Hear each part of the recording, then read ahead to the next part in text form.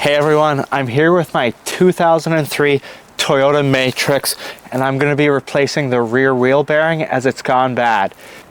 This job will be the exact same for a 2003 to 2008 Toyota Matrix, 2003 to 2008 Toyota Corolla, 2003 to 2008 Pontiac Vibe, as well as some years of the Celica. This is a front wheel drive, non-ABS, but it is the same process if you have ABS on your rear wheel bearing. Keep this video short and straight to the point. I've got a trick that makes removing these wheel bearings very easy, especially if you live in an area where they salt the roads like I do in Southern Ontario. So I've already taken my tire off. Most of you guys should know how to remove a tire. And then the next thing that we want to do is get this drum off. So this drum, you should be able to wiggle loose and pull it off. If not, at the back, you can loosen up the spline that holds it in place. Here's a close-up on the wheel bearing, which is this. As you can see, there's play in the whole thing. This one is really bad. It hardly spins and it makes an incredibly loud grinding noise. So I know for sure that this needs to be replaced. If you can see here on the wheel bearing, there's 4 bolts that hold this thing on from the back side. So we have 1, 2, 3, 4 bolts that we're going to take off. These 4 bolts are a 12mm socket, and from my experience, usually they are not held on all that stiff, and you can pop them right off. I wasn't able to film this from the back side, so unfortunately you can't see the process of removing these bolts, but they came off rather easy. Now, if you want to, you can hammer on the back of this thing as hard as you want. You can hammer on here. From my experience, that doesn't help at all, as this thing rusts right on and seizes right onto the drum here. So what I like to do is use a carriage bolt. This is 1/2 inch thick, 4 inches long, carriage bolt with a washer and a nut.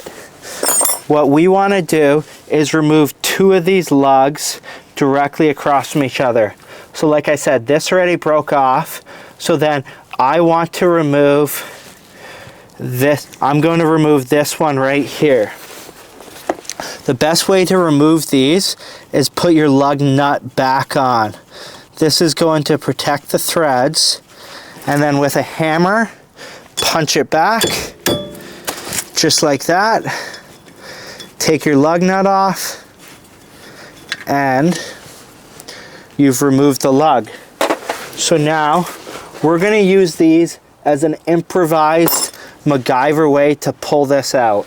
Grab your carriage bolt and stick it through the hole where we removed the stud. Put the washer and nut on the back. Hold the nut so that it's tight against the back side of the hub, and then twist the carriage bolt until it's sitting tight against the drum brake. And then you can put the second one in directly across from the first carriage bolt. So this is what it looks like. We have a spot for our wrench to grab up here, and then we have our washer and nut directly behind the wheel bearing. And as you can see, it's sitting off on the side here, not touching the hub, just beside it, which I know is hard to see in there. Now we're going to grab 2 wrenches, one that fits on the nut and one that fits on the carriage bolt. We're going to tighten these in opposite directions. This is going to push against the back of the drum brake, and the nut is going to help to pull the wheel bearing forward, breaking it free from the rust and hopefully pulling it out. Now, as you can see, these carriage bolts are pushing out on this wheel bearing, which, as you can see, I've already broken the rust free right here. This is the hardest part, as the rust seizes it together. So now we just want to pull it out.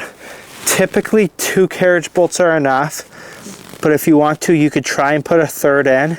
You might just have to put them on an angle to make sure that they're not making contact with the actual wheel bearing. So I am gonna keep working away here.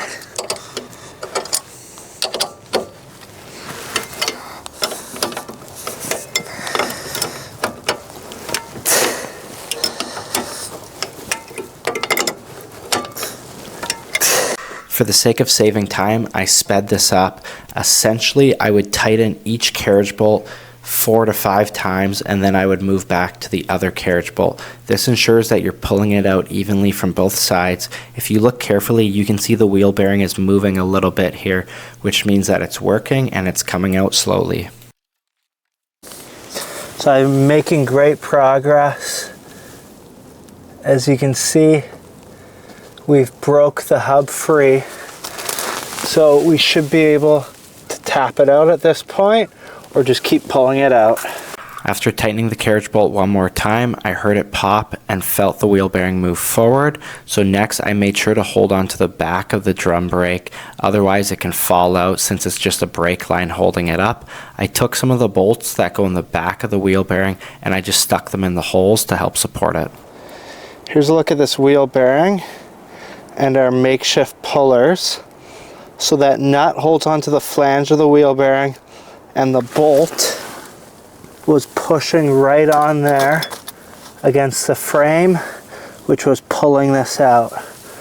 So now we want to clean up the inside here so that our new wheel bearing fits in nicely. And just like that, we've got the bearing out. I ran out of daylight and didn't get a chance to film putting the new bearing in, but it's essentially the exact same process and much easier. Just stick the wheel bearing in, put the 4 bolts through the back, they're torqued at 45 foot-pounds, put your drum on, and then you can put your wheel back on and you're all done.